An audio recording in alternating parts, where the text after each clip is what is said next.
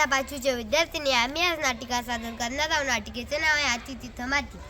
समशेरला श्रीमंत चक्रवर्ती महाराजांचा जय जयकार असतो. असते कदम महाराज असते कदम. बसा बसा मंडळी बसा. काय प्रगंजी, कशी आहे आपल्या राज्याची हा कवाल? आपल्या कृपेने उत्तम आहे. गोरगरीब भरपूर कष्ट करत आहे. श्रीमंत लोक सुखात आहेत. वा वा, खूपच छान. चोरीमारी वगैरे? ते बिलकुल नाही, फक्त चोर तेवढे चोऱ्या करतात. रोगराई वगैरे काही? 4-5 साथीचे रोग आले त्याच्यात 400-500 माणसं गेले, बाकी सर्व जिवंत आहेत. रात्रीच्या करमणुकीचा कार्यक्रम कोणता? एक उत्तम गाणं गाणारे बुवा आलेले आहेत. त्यांचं गाणं ऐकणार ना सरकार? त्यांचं नाव काय म्हटलं? गानसेन. बोलवा त्यांना. गवई बुवा. महाराजांचा विजय असो. तुम्ही तबल्यावर पेटी वाजून दाखवता का पेटीवर तबला वाजून दाखवता? महाराज, मी वादक नाही, गवई आहे. मी संगीत गातो. गाऊन दाखवा. तुमचा आवाज तर साखरेसारखा गोड आहे. बोला, तुम्हाला काय बक्षीस हवं? महाराज, मी वादक नाही, गवई आहे. महाराज, मला काही नको, गाण्यासाठी काहीतरी करा. प्रधानजी, ओ प्रधानजी. आज्ञा महाराज. आजपासून कोणीही साध्या भाषेत बोलणार नाही. जो कोणी साध्या भाषेत बोलेल त्याला शिक्षा दिली जाईल. लवकरात लवकर दवंडी पेटवा. आणि जो कोणी साध्या भाषेत बोलेल त्याला पहिले सुरीवर चढवलं जाईल, नंतर त्याला हत्तीच्या पायाखाली दिलं जाईल, नंतर त्याला कडेलोट केलं जाईल. लवकरात लवकर दवंडी पेटवा.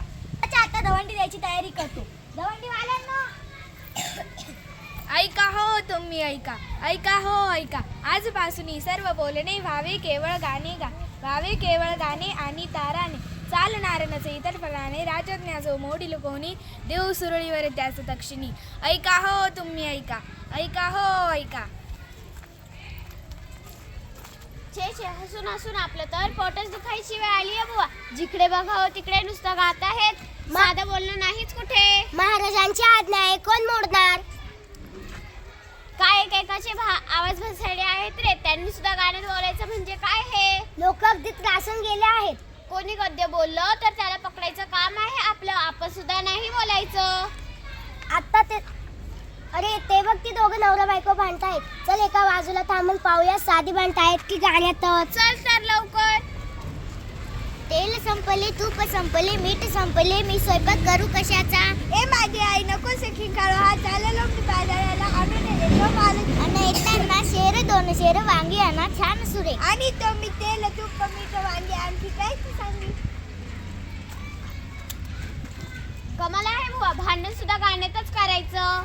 आता हे नवरोजी गेले बाजारात, तिथे त्या माणसांची गर्दी, प्रत्येक जण गाण्यातच बोलतोय. खरंच बाजारात तर किती मोठी गंमत उडाली असेल ना. अरे गंमत म्हणजे काय, नुसती मजा चालली.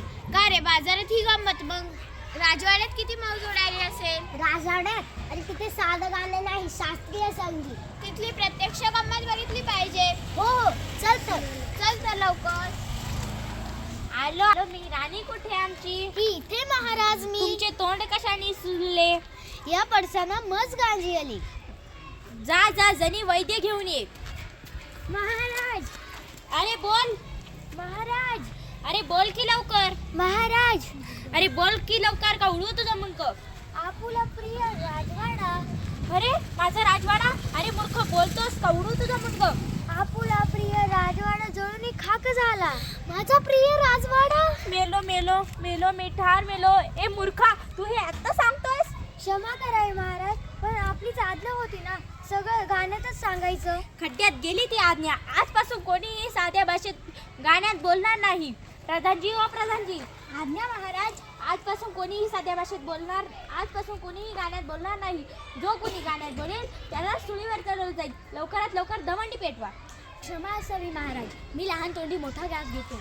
ज्या गोष्टीचा आपण आधी करू तिथे माती होईल. दवंडी पेटवायला लावतो. ऐका हो तुम्ही, ऐका ऐका हो ऐका. आजपासून कोणीही पद्यात बोलणार नाही. सगळे गद्यातच बोलतील. गद्यातच बोलतील. जिथे अति केली तिथे माती होती. धन्यवाद.